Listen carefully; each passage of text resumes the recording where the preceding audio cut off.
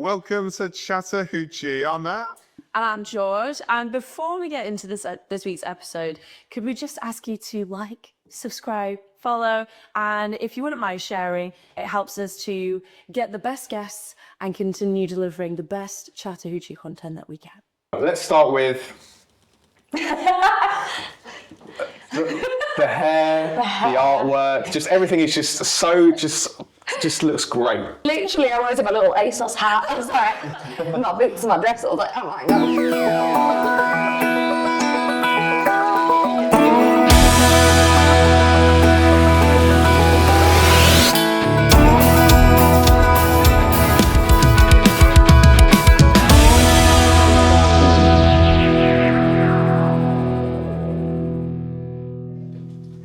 Welcome to Chatter Hoochee, Emilia Quinn. Hi. Hi. How are you doing over there? I'm good. I feel very far away. It does feel far, doesn't it? It's far on zone. I just want to be close to you. Just want to be close to you.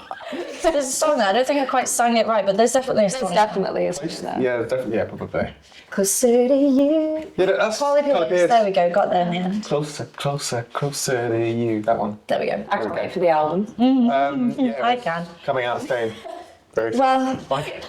seeing as though it's not actually about us. It's not. It's not. Shockingly. It's not. Shockingly not. It's about Miss Emilia Quinn today. So, question number one for you. Let's kick it off. Okay. Let's get going. Where did it all start? Oh my days. It started when I was born. No. It did, to be fair. Well, technically it did. I started playing music when I was in year 2. Started with, the standard school Recorder. music lessons. Oh, no. Did recorder. Did do recorder. Hated it. Hated any sort of like wind instrument type thing. Foreshadowing, to be honest. But started with piano lessons. There we go. Welcome to the chat. Just dropped. It is Chatter Hoochee, anyway, carry on. So yeah, I started learning piano when I was like 6. I think you're 6 in year 2. I think. 4, 5, 6. Yeah, 6, 7 in year 2. Yeah. So I started around that, and then as I kind of went on, just enjoyed it. Picked up more instruments like guitar and stuff like that. It was around then when I was 11, and it was around then that I started songwriting, and then kind of, I don't know, it just kind of snowballed from there, really. The recorder, right, I just want to touch on this. Yes. This is just a general question. Okay. Why are we forced to learn that instrument? Of all the instruments they could teach us at school. I'm genuinely not sure. Seriously. I wish I had an answer, because I've wondered this as well. I don't know if it's to do with like dexterity. yeah. Unsure, but it's quite torturous for everyone involved. It is. It is. It's pretty bad. It's not. I Yeah. don't get it. Now we've got that cleared up. There's deeper conversation anyway. But obviously, so all of that, and then you decide and enter into this country space. I do. Why country? Well, I think part of it is the storytelling. I've always liked music, artists, songs that really tell a story. And obviously that's a huge part of country music. I was very into Hannah Montana Obviously. when I was growing up. It wasn't. Yeah. So when I started songwriting, I was very much in my Hannah and Miley phase. And following on from that, Dolly Parton, Billy Ray Cyrus, and then the movie, you've got Rascal Flatts and all the rest of it. So kind of, I feel those vibes were there. But I grew up on loads of different genres of music. I grew up on things like Meatloaf and Dire Straits and French kind of folk Americana artists like Francis Cabrel and things like that. So I had a real mix going on, which kind of, but all of it was the storytelling kind of vibe. So I think that's probably what initially attracted me to country music, even though I didn't know what I was writing was country music. It was actually a tutor at uni that said, hey, that's got a bit of tongue to it. I think that might be country. And I was like, okay. What is this? Sure, we'll have a look. And like back to the kind of Hannah Montana, who? Montana. Hannah Montana, Miley Cyrus. You kind of living that life now. You've got your little both worlds of day job versus night job. I do. Hence the hair dye. Yes. We're going to actually come on to that in a second. okay. But let's Let's Oh, okay. do the time. Are we doing this? Maybe we are going to release now. Your last album, you've got a new album coming. So before we look forward, we must look backwards. Wanderlust and Breaking Hearts. Rules. Wanderlust and Breaking Rules album. I wrote it, so it's right here. It is just can't read. Breaking them both. It's on your mind, it's okay. Breaking Hearts. It's okay. Just broke it off. We'll have a check. Okay, take it. Wanderlust and Breaking Rules album. Let's do a deep dive into that because there's so much to talk about on that album, and I feel like it's very different to where you're at now. Musically, image-wise, it's all very different. So, Wanderlust and Breaking Rules. The main track, I believe, from the album was Mr. Shane. Yeah, it's definitely the biggest. Most popular. Let's talk about the story behind that. Where did that song come from? So that song came kind of based on experiences I had with an ex. Okay. They just weren't a very nice person. Yeah, That sucks. And it was the kind of vibe of like, oh yeah, but you can't like go into music production because you'll just fail. You can't go to uni because you'll just fail at that, so you should just like not do anything with your life. And I was like, I'm not you.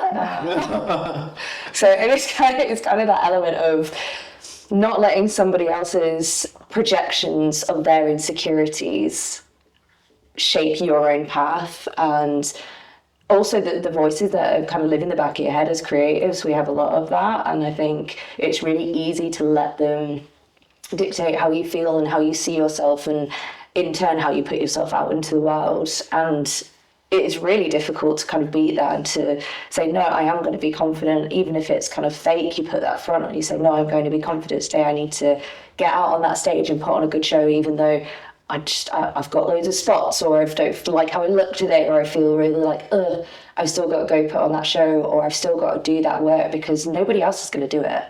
And if you want something, I've been brought up to believe that if you want something, you go out and you work for it, and you get that. Yeah. You go get that. So it's kind of about that vibe and about not listening to those kind of people. I like that. And that person is doing what now? Do you know what I mean? Probably still lives with his parents, to be honest. Exactly. And listening to that song. So there we go. And the album is bookended really nicely. So it opens with River, which is such a strong, you've got those vocals that come out immediately. And then it's rounded off with Backroads, which is such a special song as well. So I know the story behind Backroads of where you wrote it, but let's talk a little bit more about what that song means to you and where it came from.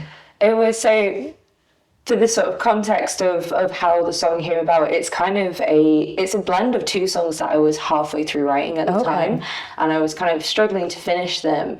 And we'd been at Buckle and Boots, which is one of my favourite country festivals. Like, We love big Buckle and Boots fans. Massive Buckle and Boots fan.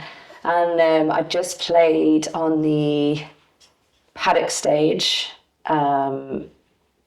Had an amazing set, really good turnout. People were awesome. People were singing along, dancing. It was just all good vibes. And I was driving home, driving over the Pennines, and I knew I had this kind of hook, which is that I've been driving. And I was driving while sort of going throughout my head, and then I started filling out the verses that was stolen from this other half-finished song. I was like, wait, these go together. Wow. And it's about my musical journey. It's about, again, the shedding insecurities and realising that growth can be really difficult. I was in a really strange place with some friends at the time, and I think everybody's experience kind of growing out of friendships or realising that, you both grow, but you grow in different directions and have different opinions and things like that. So I was kind of in a weird phase with a few people in my life then as well, and coming to terms with the fact that sometimes you are going to outgrow some people and situations and places, and it's painful to do that, but overall it's necessary to kind of fulfill who you are and who you want to be, and again, go get those dreams, go chase them. Yeah, which is what you're kind of doing day in, day out at the minute. Trying to, yeah. We're trying. We're all just trying. Still here. And Backroads kind of, we can tie that into Buckle and Boots in a slight off tangent bit, but that festival has been kind of pivotal to you and your career and your fan base. How important are those smaller grassroots family-friendly festivals? Absolutely vital. They are the fabric that kind of everything else is built off of. You know, they are the basis of the industry, the grassroots festivals, the grassroots venues, the independent artists. They are all where the music industry as a whole comes from.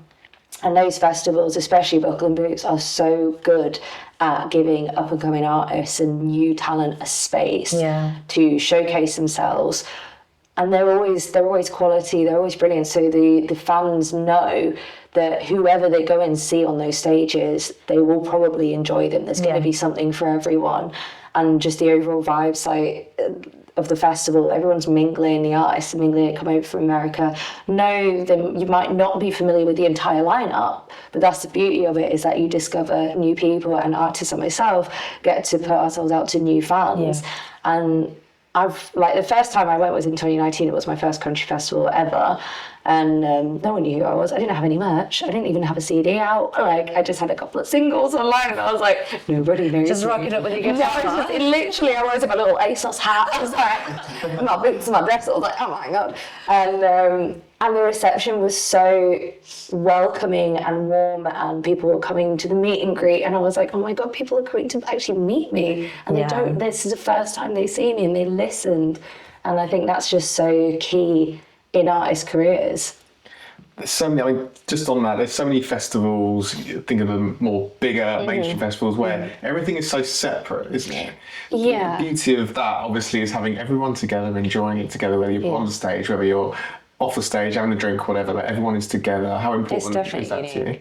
I think that's so important, and it's such a great experience for both fans and artists, in the sense the artists, you get to have that interaction with people and actually get to know the people that they're entertaining and know their stories and their lives and mingle, and the fans get to be served a pint by one of the headliners. You know what I mean? It's just, it's really, really wholesome, and it's very unique, because like you say, there's a lot of festivals where there is that separation, and I understand the separation, but it's really like nice to kind of have that engagement break down those barriers a little bit. Yeah, and especially at a time when grassroots venues and festivals, like a festival as big as Black Deer, not running this year, venues are closing all over the place. So we really want to hold on to those smaller, family-friendly grassroots venues and festivals. Yeah, 100%. Okay, that is me wrapped on. No, it's not me wrapped on this section, actually. From this album, moving on, from this album, you have some live tracks that you released from it. Talk to us about why you chose those ones and what it means to you to have those ones out there. So the reason I chose them is because in this current industry, you have to be consistent in releasing music, and as an independent artist, it's really expensive to do that and continuously do that. So a kind of, not easy, but a way that was kind of presented in the sense that the music was there, was the live recordings from tour, and to release a few of those as singles while I recorded the next album. And it was also a way to kind of keep my debut album alive for a little bit longer and kind of have that longevity. I also really enjoyed reliving the days through those singles as well. I was like, oh my god, it was so much fun. And every time another one came out, I was like, we had so much fun. So it was really kind of partially to kind of fill that gap, to be able to still show up and be consistent in terms of releasing music, but give myself time to create a new body of work. And also it was a way to represent my live sound. A lot of the feedback that I was getting from fans with the album's like, oh yeah, the album's really good, or the EP's really good. She's so much better live, you need to see her live. And I'm like, that's a really cool compliment, but also so annoying as an artist, because I'm like, I want to, if they really, really enjoy that, I want to bottle that. How do you encapsulate that? Yeah, honestly. And these last couple of singles from the next album are the first time that the reviews have said that it matches my live sound. So I'm like, okay, we're getting there. But the live singles were also a way of kind of putting that across on a streaming platform. And on vinyl as well. It was my first music on vinyl, which was just so cool. Love that, because vinyl's having its moment again. I love vinyl. Yeah. I absolutely love it. I have a little like record player set up, me kind of too. going on, and, Nice. and I love it. So, and obviously, as an artist, it's just like you get to hold your music. It's like in the grooves physically there. It's awesome. If we were to see your record player set up at the minute, what would be on it? Oh, I think I've got Wonderlust and Breaking Rules. Of course. I've got Johnny Cash. I've got Fleetwood Mac. I've got some more classic stuff like Edith Piaf, things like that. Oh, okay. I've got loads of different stuff. loads of I've got my mum's records as well. So I've got like her first ever record on there, which was either Europe or Eurythmics, something like that. cool. On a little disc, and a few family ones as well. Oh, nice. Cute. Let's move on to the new album then, because this is completely new, everything. Knew everything. Dented Halos. Yeah. It's the new album. Let's talk about the whole concept as a whole. Okay. Let's start with the hair, the artwork, just everything is just looks great. Oh, thank you. Is that something that is really important to you? Forgetting the music and the album. It's not about the music anyway. Like, how important is that as a visual to kind of be like, this is who I am, this is my body of work that I'm going to give it to you next? I think it's actually relatively important to me because I've always loved album art. I love a bit of album art. I love music videos. I love all the visuals that go along with the music, and I think it is a really as much as music is about listening and about what the audio is. It's part of the experience that you can offer people to really round out what the body of work is, particularly with albums. And they kind of have this whole concept. It kind of just rounds that story out and gives you opportunity to be even more creative based off the songs that are going into this body of work. And in terms of like the hair and things like that, boredom, mate. Absolute boredom. That's a good answer. It's a good answer. I wanted to do something different. I had the same hair for like 3 years. I was like, no, something needs to change. It's cool. I really like it. I do enjoy it. Is it high pace maintenance? It's a pace touch up. I bet. Because I do it. This is not professional. I do it. You know. Oh, slay. Yeah, and the back of my head is none of my business. Only ever Don't need to from- know. Do not need to know what that looks like. But no, I fancied a change, and I've been fully orange, ginger, whatever. I've been pink, I've been purple, I've been I did split the other way, and I kind of thought I do want to do like orange, bright orange, but I don't know if it'll look good. And I wanted to do the split dye thing. And I thought, well, if it looks really bad, I've been all orange before, I could just dye the other half. Yeah. But it ended up okay, so we're good. So I'm having a bit of a processing delay. What do you mean split the other way? So I had brown underneath, so instead of like half that way. I thought you meant like this way. Oh, like a really chunky money piece. No, I wouldn't dare. I'm not the one to pull that off. I was like, that's a strong look. It's not pictures. High on Life is obviously one of the lead singles from the album. Yeah. Tell us the story of this one, because this is a favourite of ours from the album, so it's just Probably from my thousands of TikToks with the same what line. you're on about. But tell us this one. So it's written about essentially kicking toxic energy out of your life. There seems to be a theme in my songs. I really need to be careful who I make friends with. But yeah, it's basically about realising that someone has just absolutely taken advantage of you, which again is something that we experience a lot in the industry and in life. I'm sure a lot of us have been through that. And it's kind of about just saying that's enough, no more, taking myself away, and kind of poking a little bit of fun. Yeah. If you had one, maybe you could call a friend and things like, being a bit sassy. Yeah, a bit tongue in cheek. And, but it's so much fun to play and sing, and yeah, it's just I had fun with the lyrics. I kind of went upbeat. You could go really angry, but I thought I'll go upbeat and a bit tongue in cheek, a bit cheeky. Yeah. And yeah, it's turned out that a lot of people really enjoy it. It's kind of just like a boy bye sort of like, Yeah, definitely. step out my bubble, like, see ya. Like, I don't need it. Goodbye. don't need that kind of vibe. Creatively though, with this new album, how would you kind of compare it to the last in terms of production and being as involved in it as you want to be? Yeah. How would you kind of compare the two? It's definitely very different in terms of the recording approach. So the last album, due to budget and just time constraints, we live tracked it in the studio in 2 days. Wow. 2 12-hour sessions, so 24 hours in total, 10 tracks. Intense. Very intense. My producer and the studio engineer rang me and kind of said, he'd not met me before, which, we'll forgive him because of that. But he kind of rang me to manage my expectations, saying, it's very ambitious. Don't know that we're going to get all 10 done. And my band were like, well, we can, we'll try, we'll go for it. I'm like, no, we're doing it because I can't get any more studio time, so we're going to do it. We did it. I was right. Thank you very much. But that's testament to my band being super well rehearsed and just very, very, very good musicians.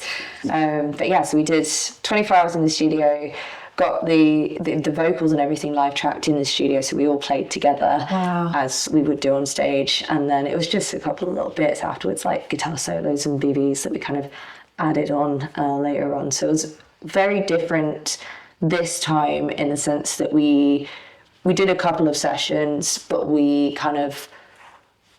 tracked with me as a guide instead, not intending to use the vocals and the guitar as the actual album material. So it was the bass, rhythm, electric, and the drums that kind of tracked together, and then the rest of it we kind of added afterwards, so overdubbed it. Some of it was done in the studio, some of it's been done at home in my home studio. And it's kind of a real mix. Some of it was been done remote. We had Cristiano putting some beautiful pedal steel on it, so that was done remotely. So it's a much more relaxed, longer kind of stretched out approach this time, which is kind of nice. Not having that intense stress for 2 days. And it gives me more time to kind of play around and mess with the sounds and kind of really think about how I want to be intentional and how I do the BBs and things like adding, solo choirs and... Well, I was just going to say, can we talk about that? Because that sounds so much fun, but also so labour intensive. It is. It's a lot of work, but this is part of the process that I really enjoy. I did audio production university for the purpose of being able to do this kind of stuff myself. And it's a long process, but I really enjoy it. So one of Emilia's tracks. Yes. You've had a sneak peek. Played me a little snippet, and it sounds like there's a full gospel choir behind her, when in actual fact that is just her voice. Wow. Layered on layered on layered on layered. Took a good few hours. Where did you think this would be a good idea? I can do this now. The track was screaming for it, and just do it for the plot. Do it for the story, right? You're talking just about it now. And I do want to be really intentional with this. Not that I wasn't with the last one, but I feel because I've done my debut album, I've kind of got the experience under my belt now, and I can be a little bit more intentional in how I do things and really kind of, like I say, play with it and kind of see with what works and try things out. And we have a kind of ethos at the moment, which is just put way more than you need, and we can always take it out. Yeah. It's a lot easier just to cut things out if we don't want them in there. Easier to take out than add in. Yeah. With that then, is it something that you're really trying to make sure that you do and push your own barriers out there? Absolutely. Every project I want to challenge myself, and I try to challenge myself, because otherwise I get bored, and I don't want my fans to get bored either. I think I've kind of built that reputation now that it's expected for me to just do something wild or really push the boundary every time. And I like that because it keeps it interesting and it keeps it fun. Yeah. Is there another track on the album that you're kind of like, when it comes out, you should listen? I think that one, which, so High on Life is out, Does She Know is out now as well, which is the second single, and the one with the gospel choir is the next one to come out, called Call Me By Her Name, and it's kind of the answer to Does She Know as well. So definitely would tell people to listen to Does She Know and then catch that one. Talking of live tracks as well, you heading out on the road? I am. I'm so excited. How does that excite you to kind of know that, okay, I've got till September, got all this time, I'm going to be out on the road again, take this out? God, I've got way too much time to change the set list multiple times. To be honest, my summer is shaping up to be really busy, so I booked the tour, I sorted it out, and it's out on sale now, and I'll be promoting it over the summer.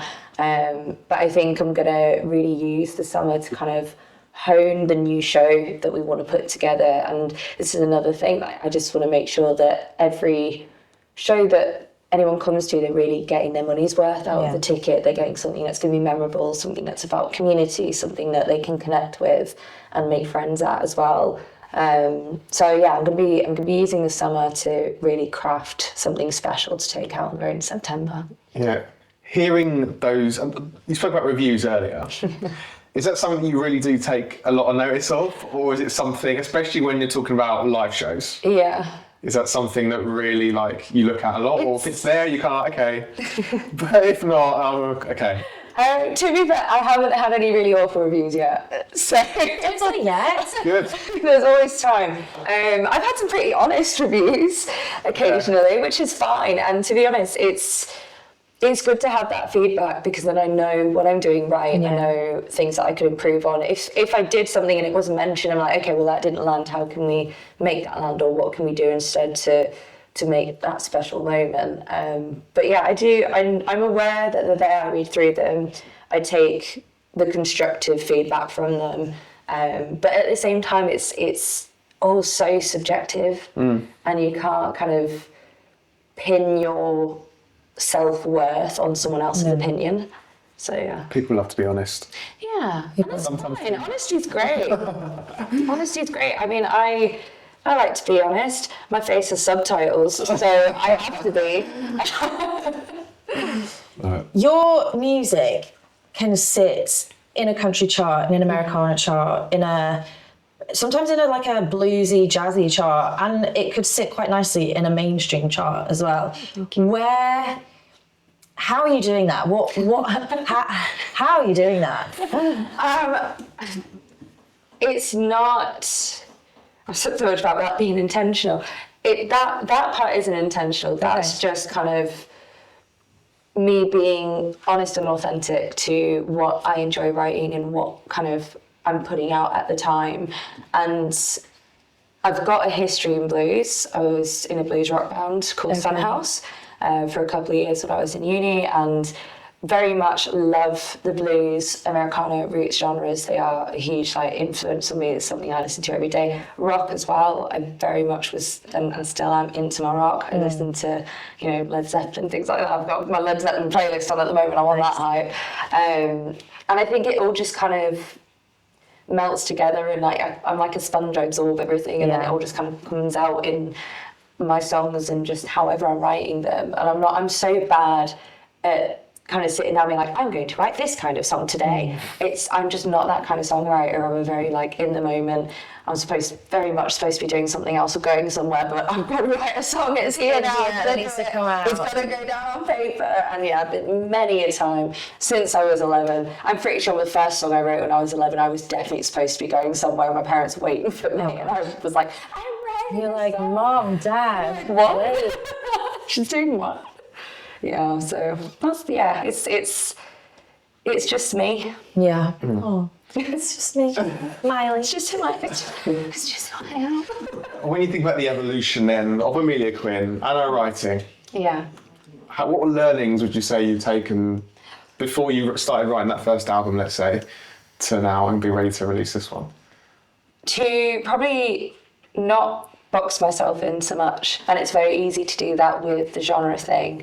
And when you're releasing music, there are the certain charts, and you have to you have to select a genre. And Americana on iTunes is not a genre. It's not got its own chart. No way. There's an official Americana chart. There's no Americana chart on iTunes. If there was, I would sit very firmly in there for what I feel I'm putting out. A lot of the time I get a little bit worried that I'm going into the country chart, but it's not necessarily country music. It's got country influence, but I wouldn't say I am fully a country artist. So it's a little bit difficult, but I'm finding with this new album and with what I'm currently writing as well, I'm finding it easier to kind of step back and not pigeonhole myself or not kind of fret that it needs to sit in a certain genre or a certain style. Just having that comfortable and confidence in your sound. Is your sound. Well, definitely working on that. We love that. Let's talk about your tour already this year. You've been out to, what did you call it, the mainland? Mainland Europe, yes. Mainland. Of these British Isles over here.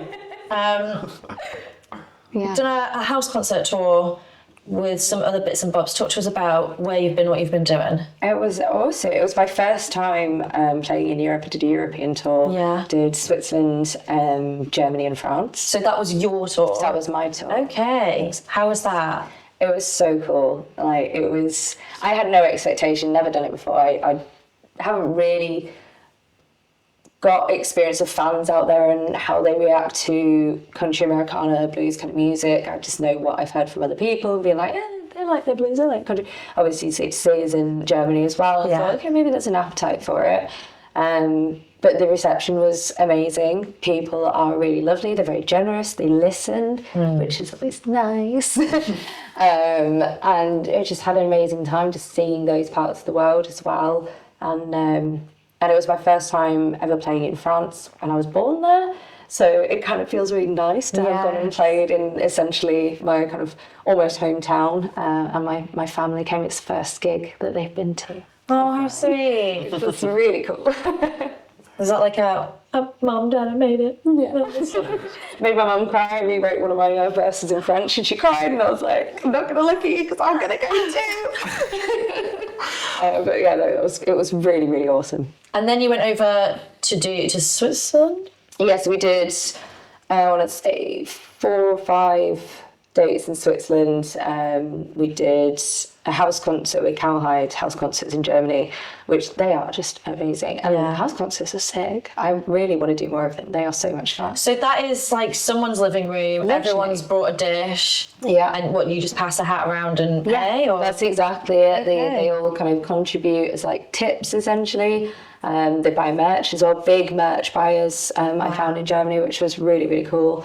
Obviously that's like a huge source of income for especially independent artists. And just super appreciative. It is absolutely petrifying to stand though completely unplugged in someone's living room with like 15, 20 people just kind of on the sofa staring at you. I'm like, oh my God, I was nervous. You've not got like the big blinding lights. No, you've not got headphones to have. No separation whatsoever, not even a mic stand to kind of hide behind. It was absolutely terrifying. I'm so glad I had my guitarist with me. It was like, at least there's someone else in the same situation right now. But no, it was so much fun. It's an interesting concept, isn't it, really? I mean, but this living room, how big was it? Relatively. Okay, so it wasn't like really like. No, it was a decent size, and they like Cowhide. Well, they've got names, so they do it a lot. I think we were there 130. Wow. First maybe or 33rd. Okay, so they kind of know what they're doing. They do know what they're doing. I think they said they've been doing it since like 2017, something like that. They kind of did one a year for the first few years, and then they've got a name and a reputation, and so many people want to go and do it, and they are really, really lovely people, super hospitable. We stayed with them. And everybody at the gig, like I said, brought a dish, so it was like a bit like a potluck buffet type thing.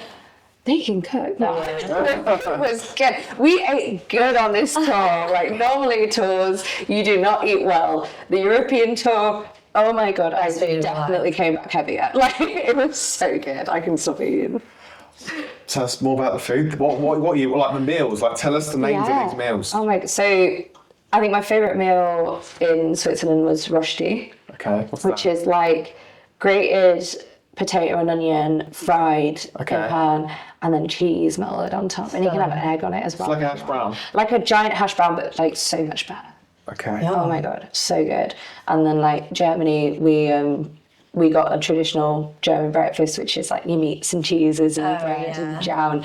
It was so good. And France, I mean, I'm always there for the food when we go to France anyway. So my mum's come up and she's brought some goodies over from France. It's just it tastes like home. Okay, well, so you ate well for most of it, but then there was an evening where you went out for dinner.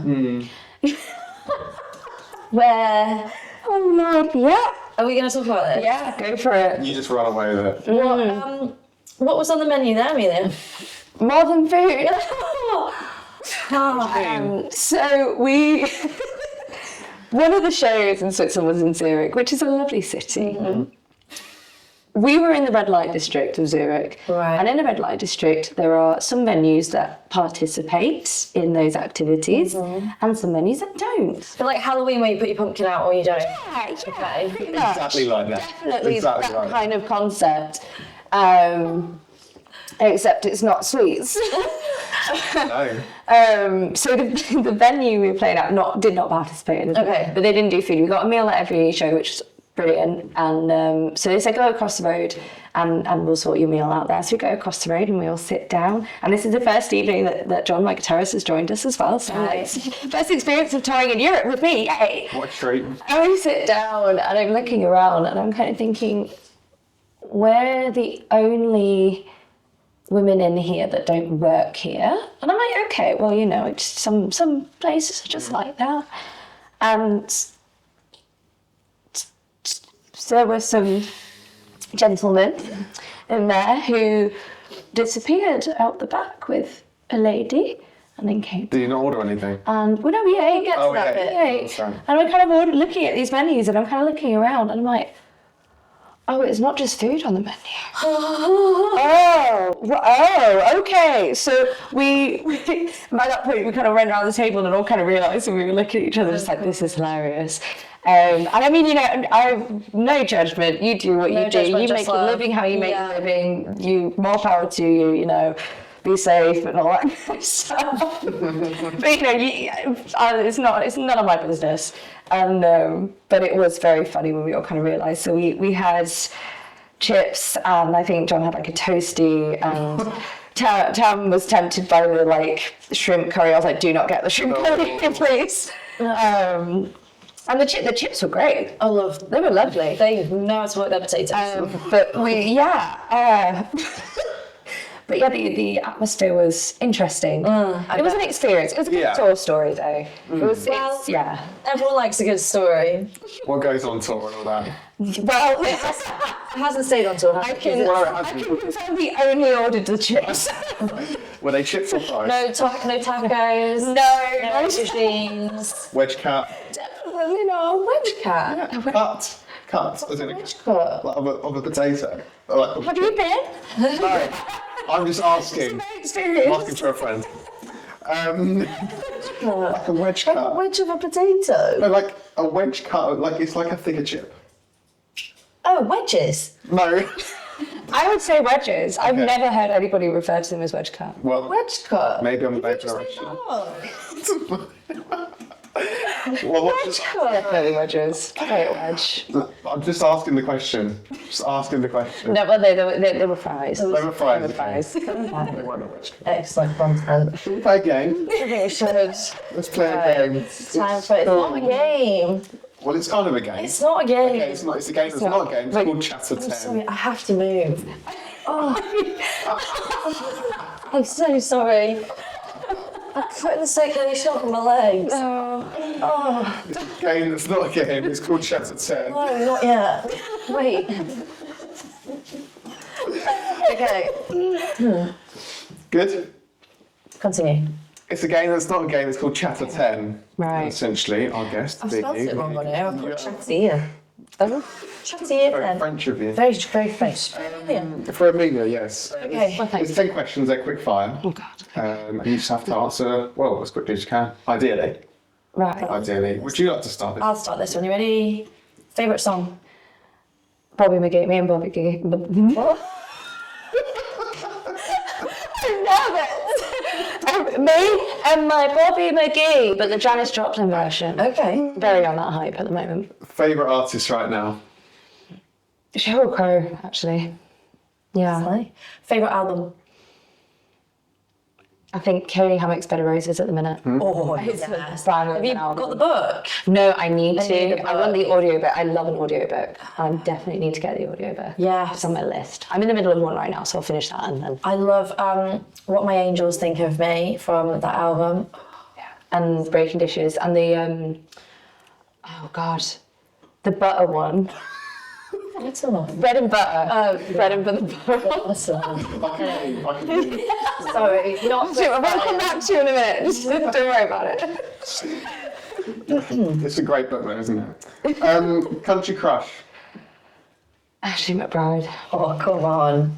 Come on. I've got a thing for all the women. Oh, yeah. I do. And like, yeah, Ashley you. McBride. We saw her live, and I was like, Great yeah. life. I cried. Tam cried. Yeah, Tam cried, and I drooled. Yeah. A lot of liquids. There's a lot of liquids going on. Oh, dear.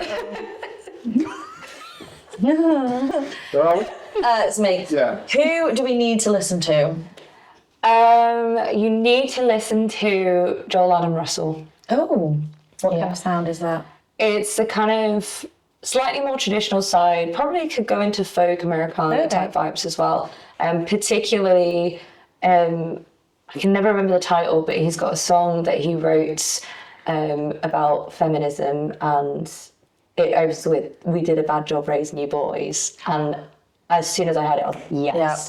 And I've never heard a male artist represent feminism and equality in the way that he has, in a way that's not got an edge of kind of being a little bit patronising or a little bit kind of like, I'm a nice guy. It's very like well put. I absolutely love the song. I think he's done such a good job with it. So highly recommend. Highly recommend. That kind of moves us on to the next one. What's your favourite line from a song? Oh, not that one. Simeon Hammond Dallas, someone in this room likes to flirt, something likes to flirt with fabrication. Oh. And I'm like, she sang it in a writers' round. I was with her recently. I think it's her latest single. And she sang it, and I was like, oh, goosebumps everywhere. Oh my God, that is such a line. Flirt with fabrication. Bit of alliteration. Love the alliteration.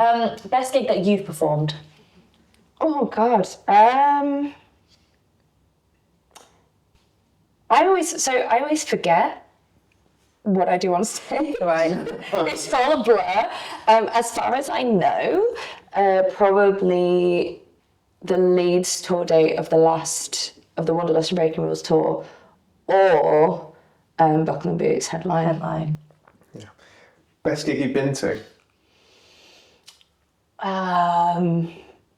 Either Dolly Parton Okay. Okay. Dolly. Say no more. The end. Yeah. or Larkin Poe.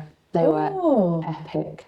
Where was Absolutely that? epic. It was at the Albert Hall in Manchester, which is a stunning venue. Gorgeous venue. And they did like a little acoustic kind of set in the middle of the set where they just were around one microphone. Oh, wow. And it was the musicianship is just insane anyway. They're incredible musicians and like female power, baby. Female power. Who is your go-to artist to listen to?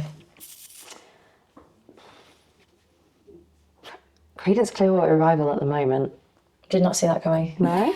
I like my dad rock. This honestly could go anywhere. Honestly, I know what I'm you're gonna all say. over the place in terms of like what I Yeah. listen to at the minute. But I'm here for it. We're here for it. It's a good thing. And finally, a country karaoke song. Oh God. Is it cliche to say Tennessee Whiskey? Is that what everyone's... If it's country, it's not my karaoke song though. But country. But a country karaoke Yeah. song, yeah. Tennessee Whiskey. Yeah. Nice. Do Perfect. you want to play the game? Let's play the Is this an actual game? This is an actual. Oh, she's on Something's happening on the show. Yes, it is. Oh, okay. This game is the word game. Doesn't have a name. Doesn't have a name. We've actually stolen this? it. The We've word? stolen it from Casa Ballerini. Okay. So you have to think of a completely random word, and I will think of a completely random word. And then Matt will count us down, and we have to say it at the same time. And the aim of the Okay. game is to say the same word. Oh, jeez. Gotta Okay. get closer and closer. Okay, ready? Stare into each It's other. my tense. Okay. In 3, 2, 1. Microphone. Okay. Okay. One's under the water, one isn't. 3, 2, 1. Did you say one is under the water, one isn't? Thank you so much for your observations. There's quite a few differences to be fair. Microphone, what did you say? Fish. What's a microphone? Are we ready? No! Okay. Okay. Okay. Are you like reading each other's minds right No, now? I don't What's think going on? so. I doubt it. Right, ready? Yeah. 3, 2, 1. Scale.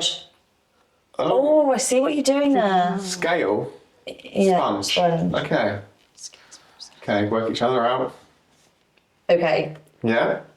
Do you know something I don't? Yeah, no, you've got it. You know it. 3, 2, 1. Kitchen. Oh, close though. Okay, we're in the kitchen now. Okay. 3, 2, 1. Sink.